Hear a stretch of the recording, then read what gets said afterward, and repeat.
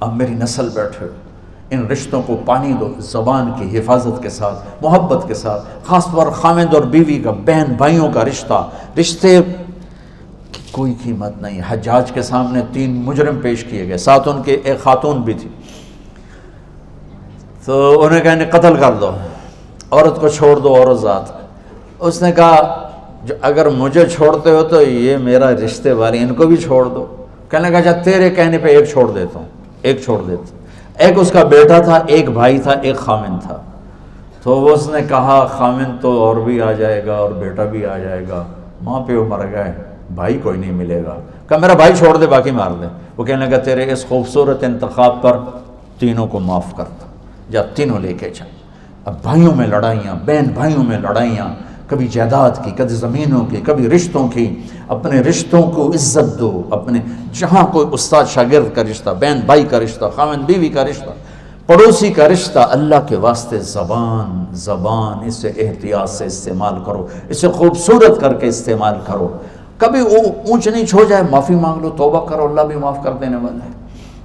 اور تمہارے آگے شادیاں ہونے والی ہیں یا کہیں کہ ہو چکی ہوں گی، سب سے اہم رشتہ جس پر قرآن نے سینکڑوں آیات اتاری ہیں وہ خامد اور بیوی کا رشتہ ہے۔ سب سے اہم رشتہ جس پر اللہ نے سینکڑوں آیات اتاری ہیں، دوبارہ سن لو، سب سے اہم رشتہ جس پر سینکڑوں آیات ہیں وہ خامد اور بیوی ہے۔ ماں باپ کے لیے چند، اولاد کے لیے چند، بہن بھائیوں کے لیے چند، باقی رشتوں کے لیے تھوڑے تھوڑے اشارے، وراثت کے لیے 2 رکوع، اور خامد اور بیوی سینکڑوں آیات ہیں کہ یہ نسل کی بنیاد ہیں۔ اگر یہ بگڑ گئے، اگر یہ ٹوٹ گئے، شیطان روزانہ کچہری لگاتا ہے، روزانہ، جس سے آج ہم نے خیر کی کچہری لگائی، وہ روز شر کی کچہری لگاتا ہے، کہتا ہے کیا کر کے آئے ہو؟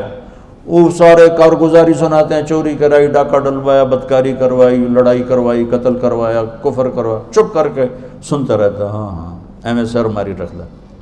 ایک پیچھو بھیڑ تجھے شیطان کھڑے ہوتے ہیں، جی میں میاں بیوی نو لڑایا، اچھل پڑتا ہے، کہتا واہ واہ کام تو کر کے گاں جا گاں جا، اس کو بلا کر گلے لگاتا ہے اور اس کو اپنے پاس بٹھا کر کم بختو کم تا اے کر کے تسی کی کر کے آئے۔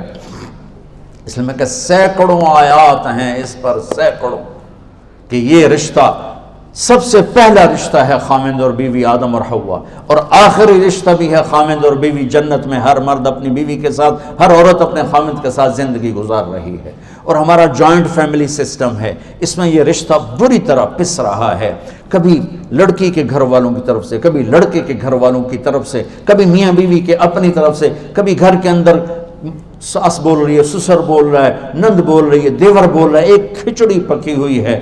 جوائنٹ فیملی سسٹم بہت اچھا تھا، اب یہ مصیبت بن گیا ہے کہ میں اپنے حدود کا نہیں پتہ۔ آنے والی لڑکی یہ حق لے کر آتی ہے کہ اگر میں صاحب جائیداد ہوں تو میں اس کو الگ گھر میں اتاروں، وہ یہ حق میرے اللہ نے رکھا ہے کہ آنے والی بچی کا الگ گھر ہونا چاہیے جس میں ایک نئی زندگی شروع ہو۔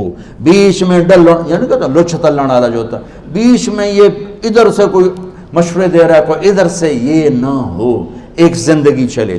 اگر اتنا بھی میرے پاس نہیں ہے تو میں اس کو ایک کرائے پر گھر لے کر دوں، اگر یہ بھی میری استطاعت نہیں ہے تو پھر میں اسے ایک گھر میں پورشن الگ دوں جس میں وہ اکیلی اپنا کام کرے، اگر یہ بھی نہیں ہے ایک کمرہ، ایک کچن، ایک ٹوائلٹ لڑکی کا فرض حق ہے، فرض حق ہے۔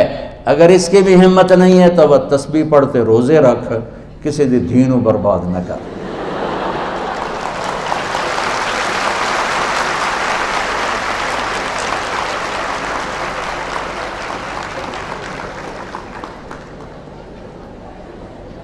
میرے بچوں، اپنی زندگی کو خوبصورت بناؤ، زبان کے میٹھے بول کے ساتھ، اچھے اخلاق کے ساتھ، معاف کرنے کے ساتھ، درگزر کے ساتھ، سخاوت کے ساتھ، محبت کے ساتھ۔